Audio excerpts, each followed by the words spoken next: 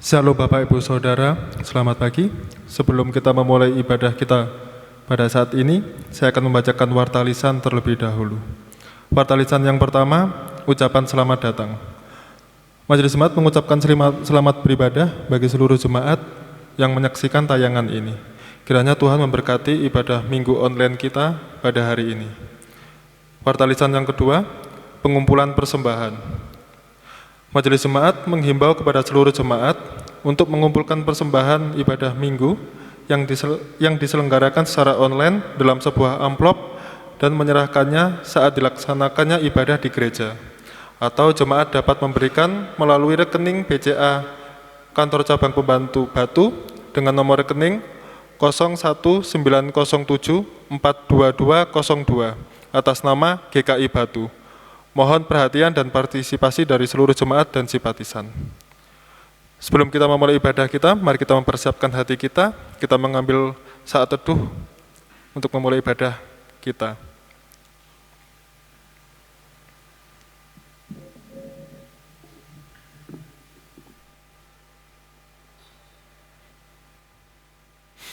Jemaat, saya undang untuk bangkit berdiri. Kita akan memulai ibadah kita pada saat ini dengan menyanyikan dari PKJ 4 bait yang pertama, angkatlah hatimu pada Tuhan.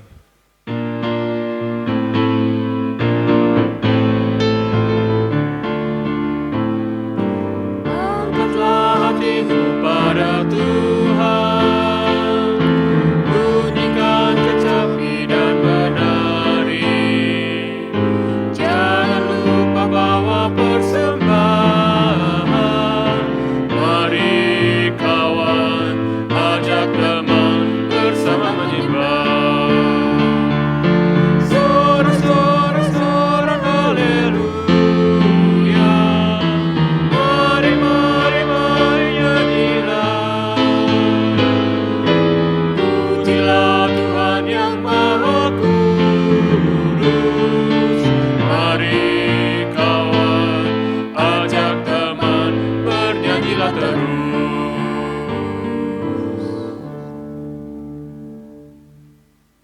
Ibadah minggu ini terjadi karena pertolongan kita adalah dalam nama Tuhan yang menjadikan langit dan bumi.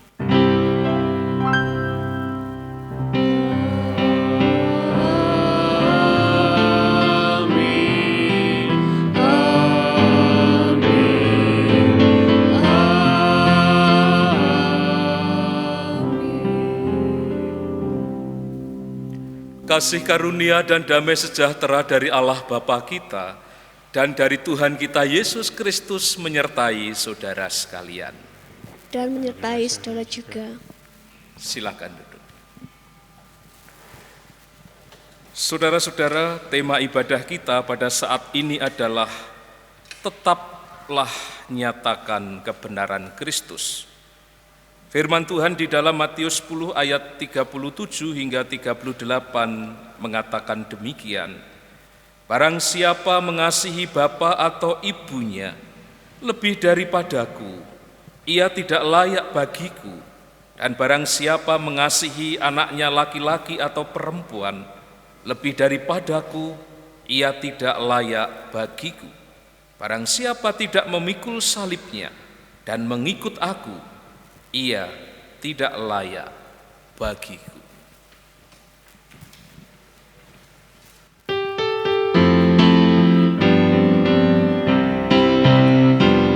Mengikut Yesus keputusanku, mengikut Yesus keputusanku, mengikut Yesus keputusanku. Ku tak ingkar, mengikut Yesus keputusanku, mengikut Yesus keputusanku, mengikut Yesus keputusanku. Ku tak ingkar,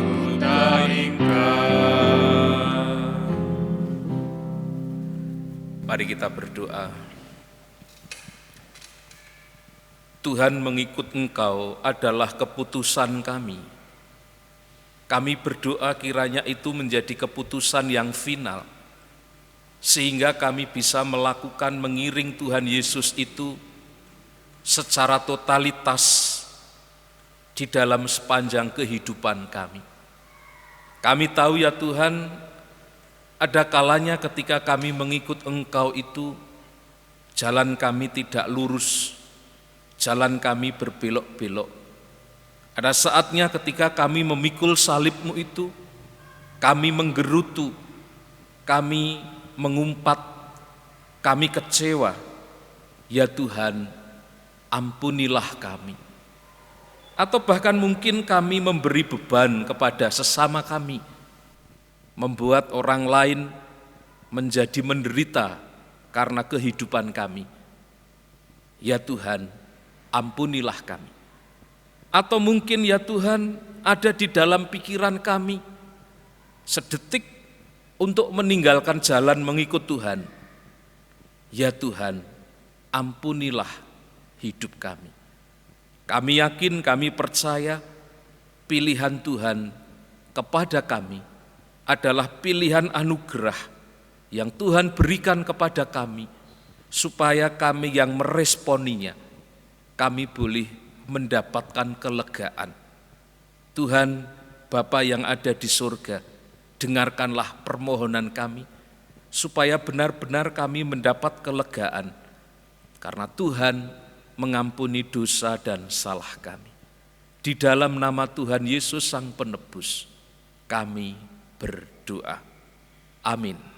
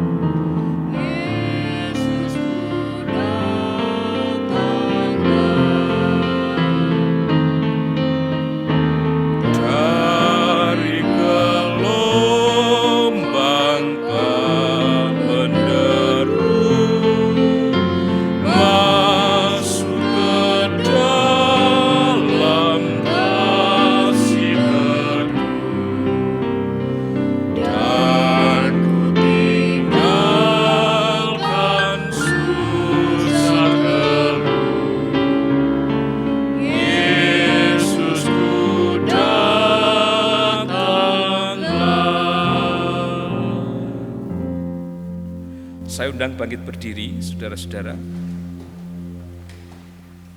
Saudara, berita anugerah terambil dari Roma 10 ayatnya yang ke-9 yang mengatakan demikian, sebab jika kamu mengaku dengan mulutmu bahwa Yesus adalah Tuhan dan percaya dalam hatimu bahwa Allah telah membangkitkan Dia dari antara orang mati, maka kamu akan diselamatkan.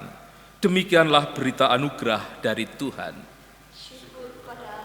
Kita memberikan salam damai. Salam damai, salam damai, salam damai.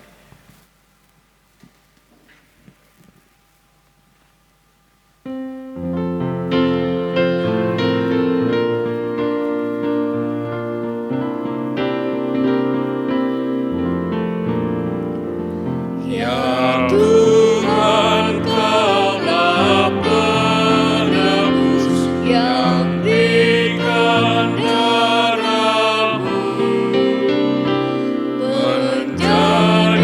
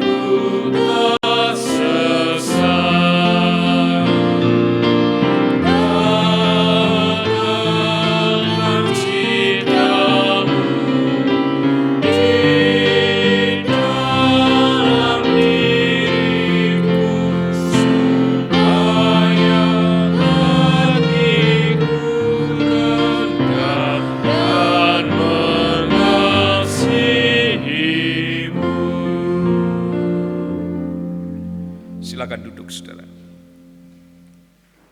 Mari bersama-sama kita akan berdoa sebelum kita akan membaca dan merenungkan sabda Tuhan.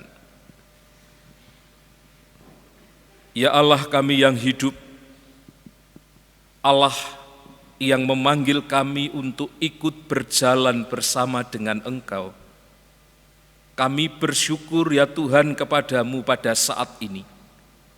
Karena Tuhan memanggil dan memilih kami untuk Tuhan jadikan sebagai pemberita kebenaran firman-Mu. Dan sebelum kami melakukan itu, biarlah pada saat ini kami mau belajar kepadamu sendiri ya Tuhan Yesus, Sang kebenaran itu. Kami memohon pertolongan-Mu ya Roh Kudus, supaya setiap bagian firman Tuhan yang kami baca dan kami renungkan, bukan saja dapat kami mengerti pahami maksudnya, tetapi kami pun dimampukan untuk melakukan kebenaran firman-Mu itu dan memberitakan kebenaran firman-Mu itu kepada orang-orang yang kami jumpai. Tuhan Yesus Sang Firman yang hidup, sungguh kami berharap kepada kuasa berkat-Mu atas kami sekalian. Karena kami yakin Engkau hadir di tengah-tengah kami untuk memberkati setiap kami. Di dalam nama Tuhan Yesus Kristus, kami berdoa. Amin. Saudara-saudara yang terkasih, Injil Tuhan Yesus Kristus terambil dari Injil Matius 10 ayat 24 sampai dengan 39. Injil Matius 10 ayat 24 hingga ayat 39. Seorang murid tidak lebih daripada gurunya, atau seorang hamba daripada tuannya. Cukuplah bagi seorang murid jika ia menjadi sama seperti gurunya, dan bagi seorang hamba jika ia menjadi sama seperti tuannya. Jika tuan rumah disebut Beelzebul, apalagi seisi rumahnya. Jadi janganlah kamu takut terhadap mereka, karena tidak ada sesuatu pun yang tertutup yang tidak akan dibuka, dan tidak ada sesuatu pun yang tersembunyi yang tidak akan diketahui. Apa yang kukatakan kepadamu dalam gelap, katakanlah itu dalam terang. Dan apa yang dibisikkan ke telingamu, beritakanlah itu dari atas atap rumah. Dan janganlah kamu takut kepada mereka yang dapat membunuh tubuh, tetapi yang tidak berkuasa membunuh jiwa. Takutlah terutama kepada Dia yang berkuasa membinasakan baik jiwa maupun tubuh di dalam neraka. Bukankah burung pipit dijual 2 ekor seduit? Namun seekor pun daripadanya tidak akan jatuh ke bumi di luar kehendak Bapamu. Dan kamu, rambut kepalamu pun terhitung semuanya. Sebab itu janganlah kamu takut, karena kamu lebih berharga daripada banyak burung pipit. Setiap orang yang mengakui aku di depan manusia, aku juga akan mengakuinya di depan Bapa-Ku yang di surga.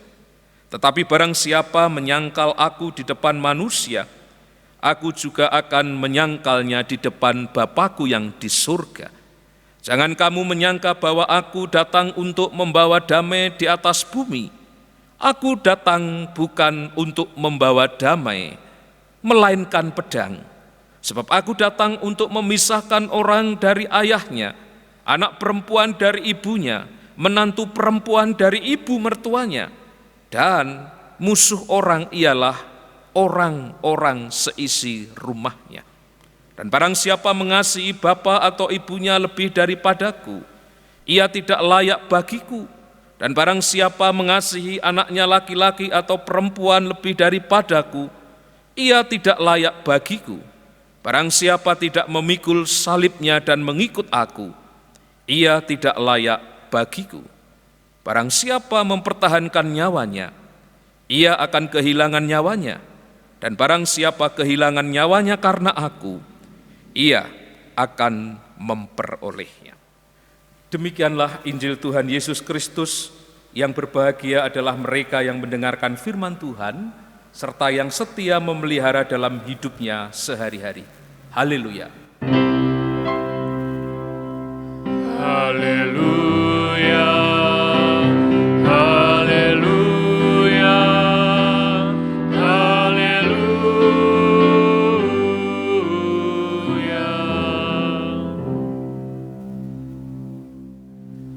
Shalom. Saudara-saudara, di dalam seni pedalangan wayang kulit ada seorang dalang yang namanya Ki Gondo Darman. Dia dikenal sebagai maestro dalang sabet. Ia menurunkan seorang murid yang terkenal dengan sebutan dalang setan. Disebut dalang setan karena kepiawaiannya, kecepatannya memainkan wayang, cepat sekali. Murid yang dikenal masyarakat dengan dalang setan itu tidak lain adalah Ki Mantep Sudarsono. Selain disebut dalang setan, ia juga dijuluki dalang Oye. Karena dia pernah membintangi iklan obat tertentu dan dia mengatakan Oye di sana. Tetapi oleh rekan-rekan sesama seniman dalang, ia dipanggil dalang metik. Loh, kok banyak sekali panggilannya. Kenapa dia dipanggil dalang metik? Ada yang tahu, saudara, kenapa dia disebut metik? Karena usianya, dia sudah lansia, dia sudah ompong, tidak pakai gigi. Karena itu disebut metik. Kayak sepeda motor itu yang tidak mindah-mindah gigi itu kan disering disebut apa? Sepeda motor metik. Ki Mantep Sudarsono itu, saudara-saudara, cara mendalangnya sangat mirip dengan gurunya, yaitu Ki Gondo Darman. Itulah yang disebut di dalam peribahasa, buah itu jatuh tidak jauh dari pohonnya.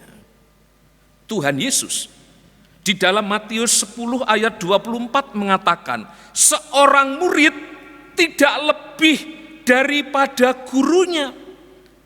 Buah itu jatuh tidak jauh dari pohonnya. Para murid Kristus itu akan mengalami seperti yang dialami oleh Kristus ketika memberitakan Injil. Mengalami penganiayaan, penolakan, dan yang lain-lain. Karena itu, menghadapi tantangan yang seperti itu, bagaimana sikap para murid dan kita sekalian pada hari ini, ketika kita diutus untuk tetap menyatakan kebenaran Kristus itu di dalam kesaksian hidup kita. Di dalam konteks waktu itu dan konteks hari ini, dengan situasi yang berbeda, tantangan yang berbeda, tetapi esensinya sama, kita diajak untuk tetap menjadi pemberita kebenaran Kristus. Lalu sikap kita bagaimana? Saudara, ada dua sikap yang harus kita lakukan ketika kita memberitakan kebenaran Kristus. Yang pertama, kita memberitakan kebenaran Kristus dengan sikap berani, tidak takut. Saudara-saudara, tugas untuk menyatakan kebenaran Kristus itu adalah tugas yang tidak mudah. Bukan karena tuntutan bagi seorang pemberita Kristus yang hidupnya harus selaras, harus sejalan, harus seirama dengan berita kebenaran itu sendiri. Tetapi juga seperti yang dikatakan oleh Tuhan Yesus, bahwa medan berat yang akan mereka hadapi. Para murid itu diutus oleh Tuhan Yesus, dikatakan di dalam pasal 10 ayat 16, aku mengutus kamu seperti domba ke tengah-tengah serigala. Artinya keadaan ladang pelayan mereka itu penuh dengan bahaya. Mereka akan mengalami tantangan hidup seperti yang dialami oleh Yesus. Karena itu Yesus mengatakan seorang murid tidak akan lebih daripada gurunya. Jikalau Yesus sendiri mendapatkan perlawanan dari dunia, dari orang-orang berdosa, maka para murid yang memberitakan kebenaran tentang Kristus juga akan mengalami hal yang sama. Mereka akan difitnah, akan dikucilkan, akan dibuli, akan diintimidasi. Bahkan ada pula yang sampai diancam hukuman mati. Bacaan leksionari harian beberapa waktu yang lalu itu mengisahkan seorang yang bernama Stefanus. Masih ingat ya? Stefanus yang dia di dalam memberitakan kebenaran firman Tuhan, dia mati dirajam, dilempari batu. Bukan hanya itu, Rasul Yohanes itu saudara-saudara, di dalam pemberitaan firman Tuhan, di dalam penginjilan, dia pernah diperlakukan dengan tidak manusiawi, digoreng hidup-hidup. Rasul Petrus pernah disiksa, disalib dengan terbalik, kepalanya di bawah, kakinya di atas. Saudara-saudara, terhadap ancaman bahaya yang demikian Tuhan Yesus berkata di ayat 26, ayat 28, ayat 31, Tuhan berkata, jangan takut untuk memberitakan kebenaran yang sesungguhnya. Beritakanlah kebenaran itu dengan leluasa. Yesus memang pada para murid itu memberitakan kebenaran itu secara pribadi, secara personal. Seperti seorang yang membisikkan ke telinga mereka. Tetapi pada saatnya berita kebenaran yang telah diterima oleh para murid itu diminta untuk mengatakan, menyiarkan kepada dunia, jangan ditahan-tahan. Beritakanlah itu seperti seorang penyiar kabar di Palestina yang berdiri di atas sotoh rumah, di atas atap rumah dan berteriak keras-keras. Dan mungkin karena tindakan itu, nyawamu akan terancam. Yesus memberikan prediksi. Yesus memberikan peta perjalanan betapa beratnya jalan pemberitaan kebenaran itu. Tapi Tuhan Yesus tetap berpesan kepada mereka, jangan takut. Jangan takut engkau terhadap manusia yang dapat membunuh tubuh.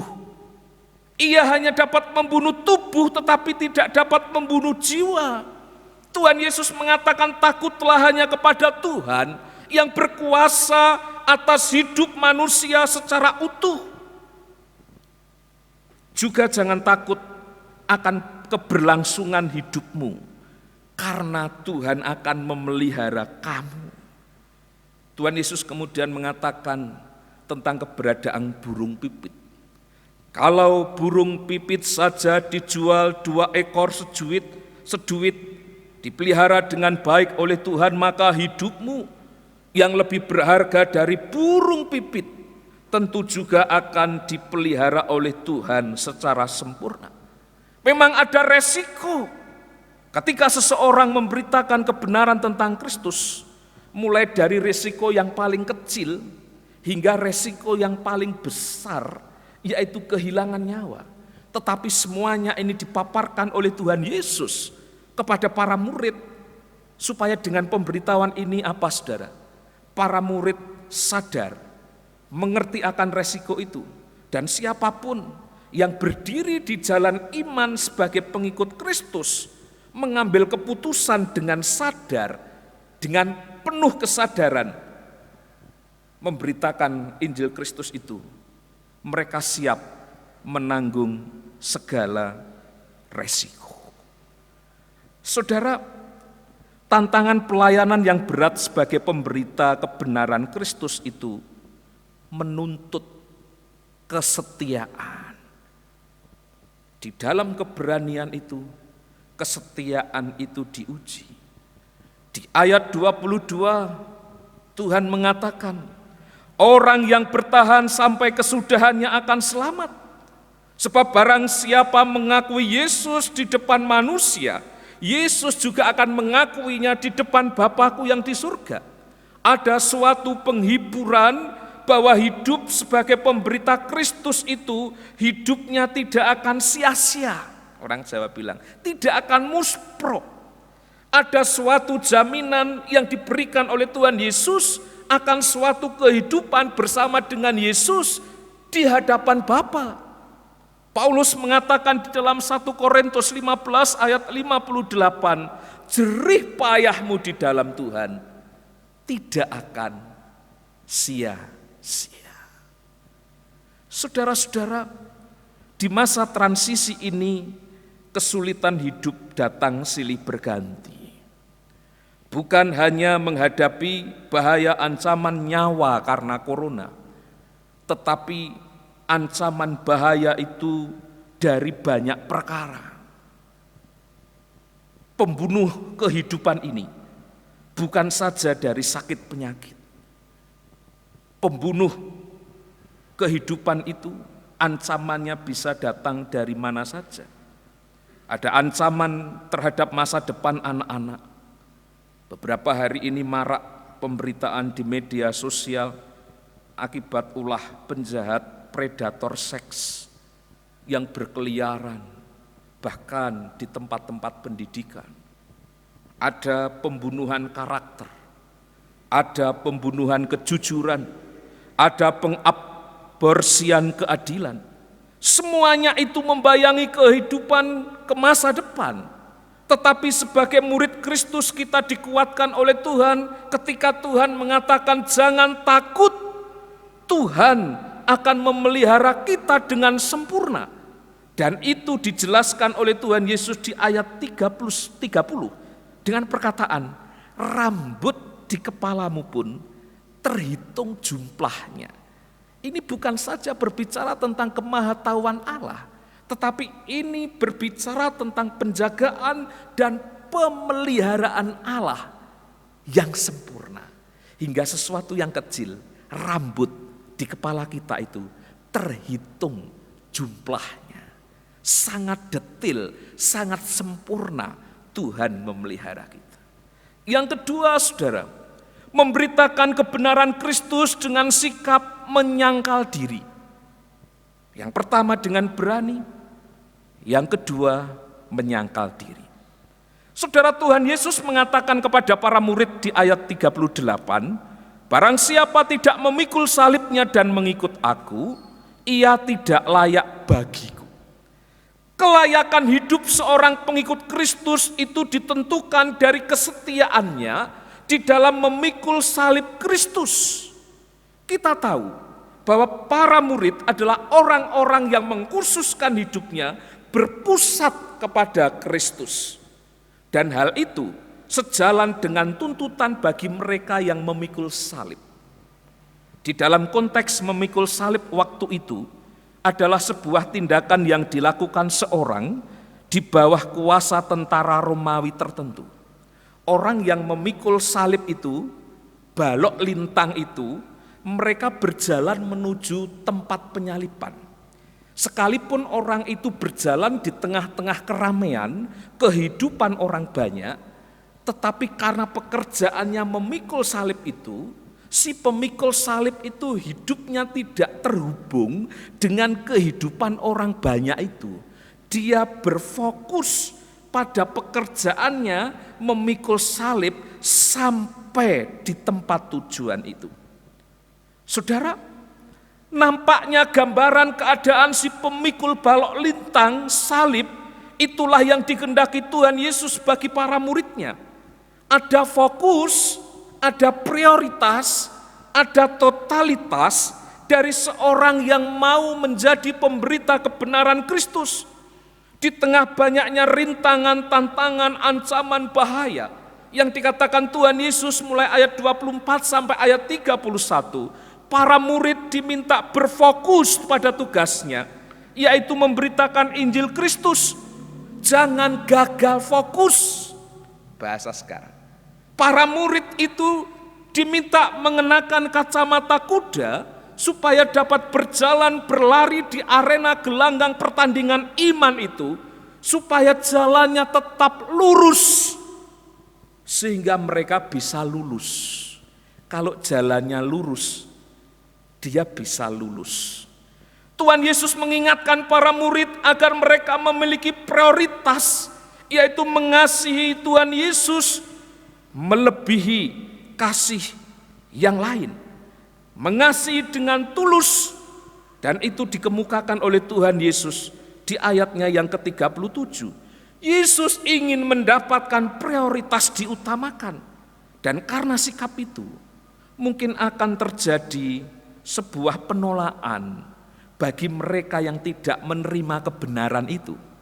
Dan itulah yang dikatakan oleh Tuhan di ayat 34, bahwa aku datang itu membawa pedang, menimbulkan perselisihan, menimbulkan peperangan. Itu tidak dapat dihindari, itu resiko, itu dampak dari orang-orang yang melawan, tidak menerima pemberitaan ini.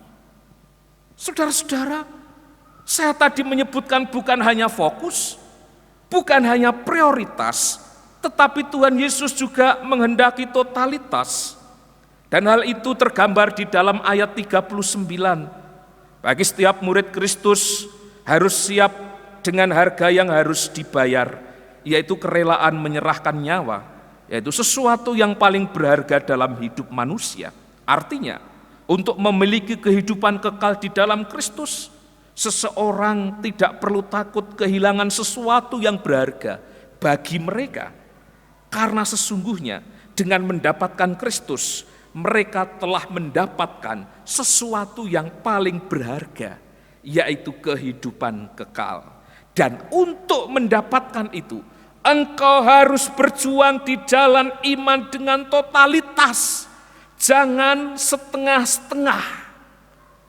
Janganlah imanmu itu menjadi iman yang mogol. Ini bahasa Jawa, saudara.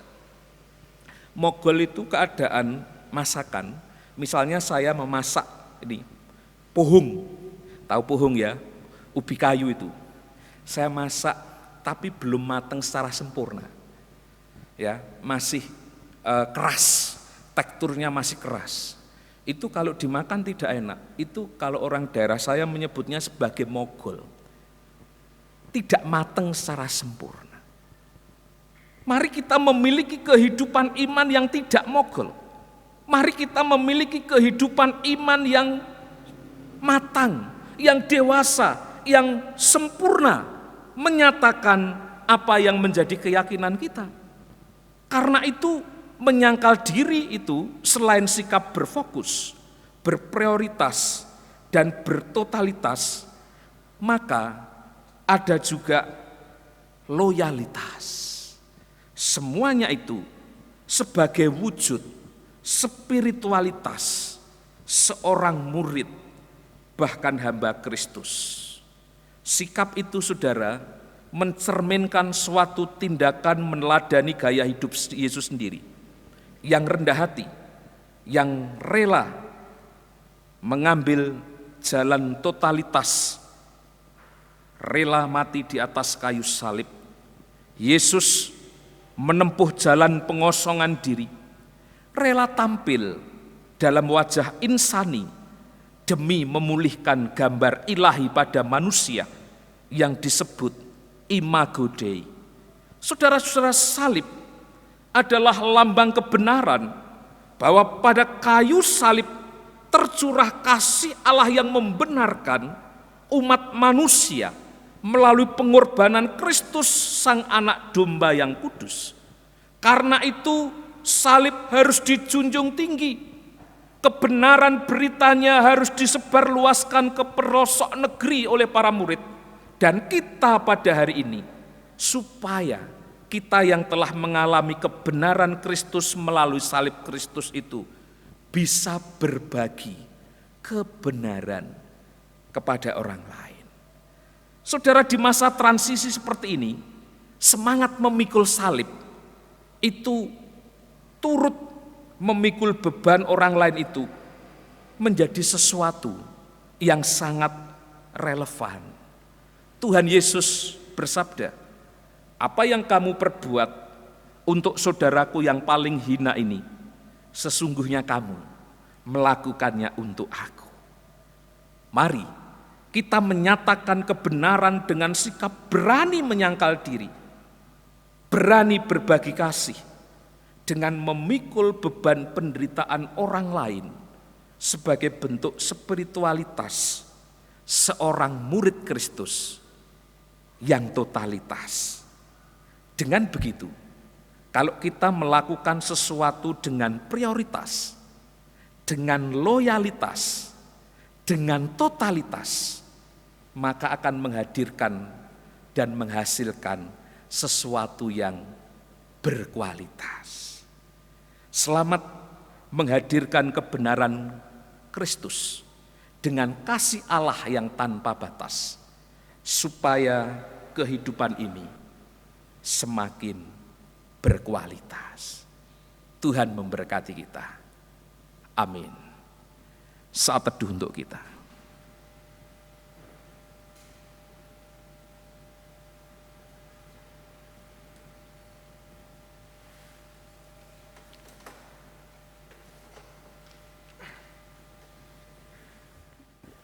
Jemaat, saya undang untuk bangkit berdiri. Jemaat, marilah kita bersama dengan gereja dari segala abad dan tempat mengakui pengakuan iman kita yang berbunyi demikian. Aku percaya pada Allah, Bapa yang Maha Kuasa, Khalik langit dan bumi, dan kepada Yesus Kristus, Anaknya yang tunggal Tuhan kita, yang dikandung daripada Roh Kudus, lahir dari darah Maria, yang menderita sengsara di bawah pemerintahan Pontius Pilatus, disalibkan, mati dan dikuburkan, turun ke dalam kerajaan maut. Pada hari yang ketiga, bangkit pula dari antara orang mati, naik ke surga, duduk di sebelah kanan Allah, Bapa yang Maha Kuasa. Dan dari sana Ia akan datang untuk menghakimi orang yang hidup dan yang mati. Aku percaya pada Roh Kudus, gereja yang kudus dan am, persekutuan orang kudus, pengampunan dosa, kebangkitan orang mati, dan hidup yang kekal. Amin. Silakan duduk kembali.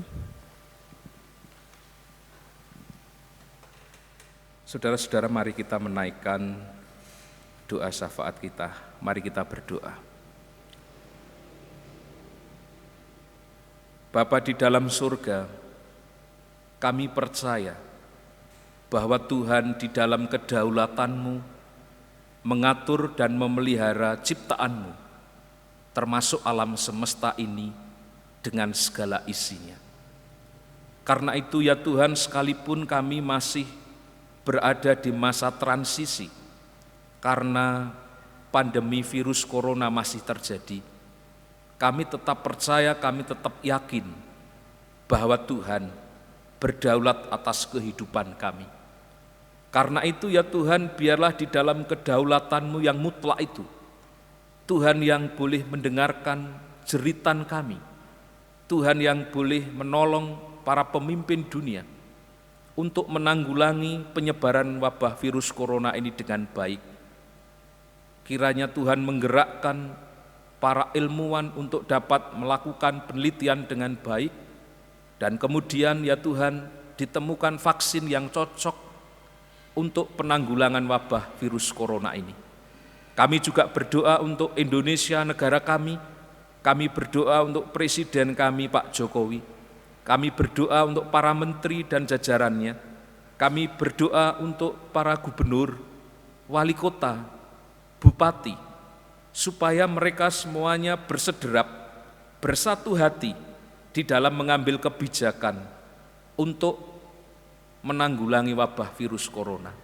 Kami berdoa untuk para tenaga medis yang berada di rumah sakit, di puskesmas, yang berada di garda terdepan.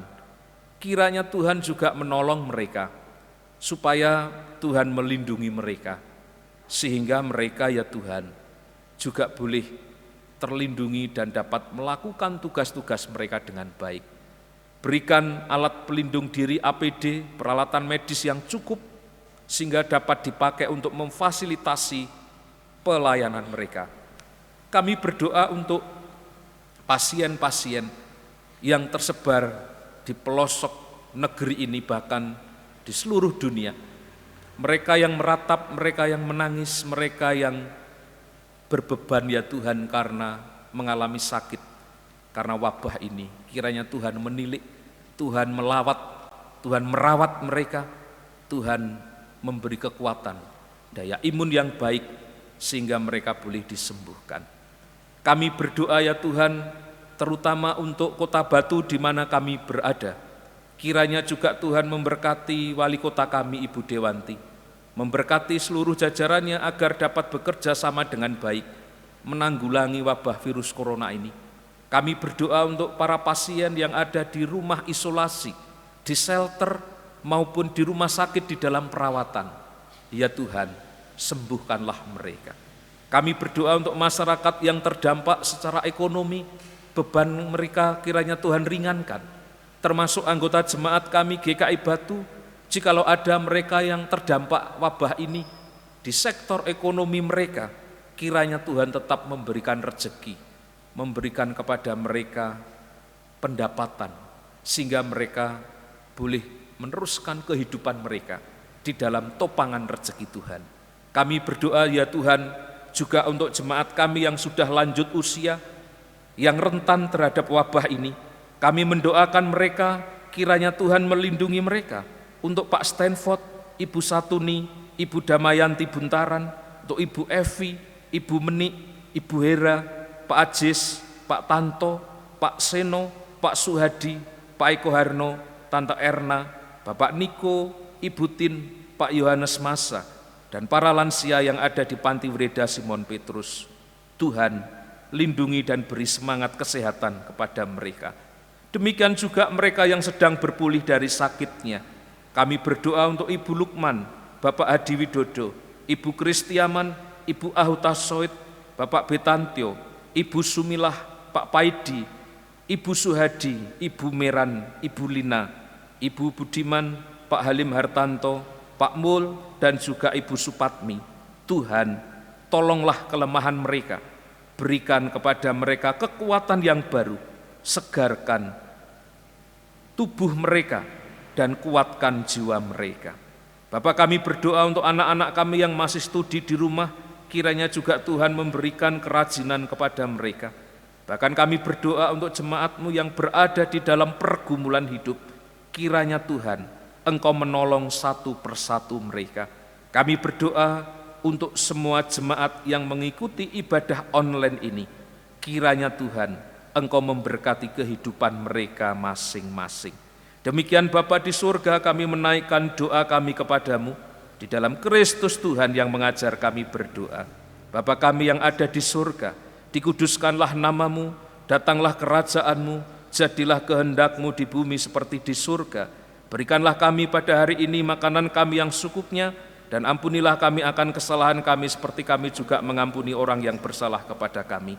Dan janganlah membawa kami ke dalam pencobaan, tetapi lepaskanlah kami daripada yang jahat. Karena Engkaulah yang mempunyai kerajaan dan kuasa dan kemuliaan sampai selama-lamanya. Amin.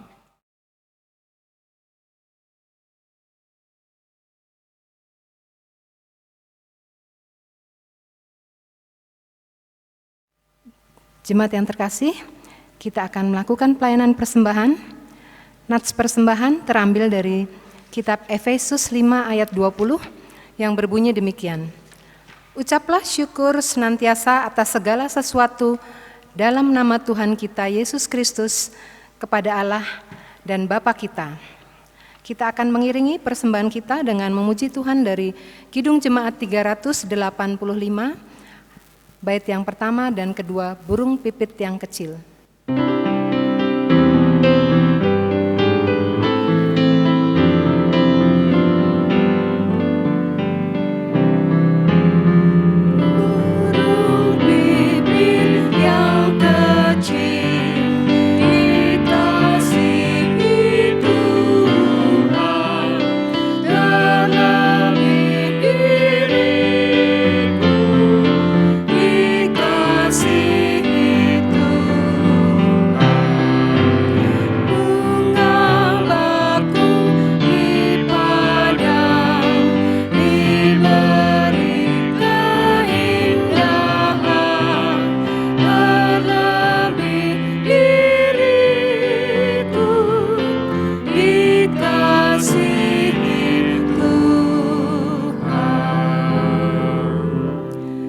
Jemaat untuk bangkit. bangkit berdiri, kita akan membawa persembahan kita di dalam doa.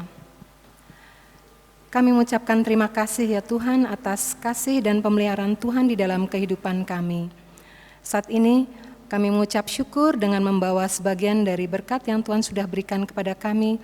Kiranya Tuhan memberkati setiap tangan yang sudah terulur untuk memberikan persembahan ini.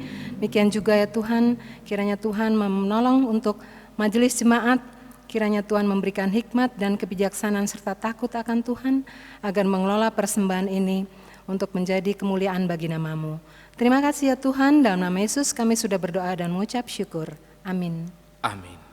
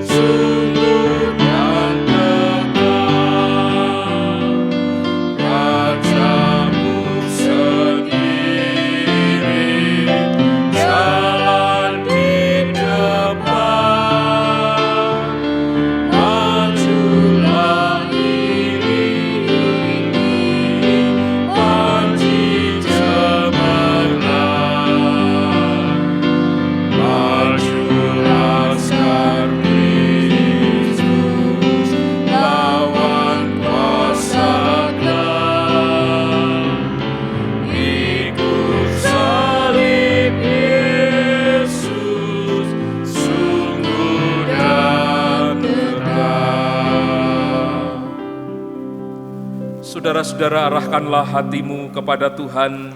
Kami mengarahkan hati kami kepada Tuhan. Jadilah saksi Kristus. Syukur pada Allah, Terpujilah Tuhan. kini dan selamanya. Terimalah berkat-Nya. Tuhan memberkati engkau dan melindungi engkau. Tuhan menyinari engkau dengan wajah-Nya dan memberi engkau kasih karunia. Tuhan menghadapkan wajah-Nya kepadamu dan memberi engkau damai sejahtera. Amin.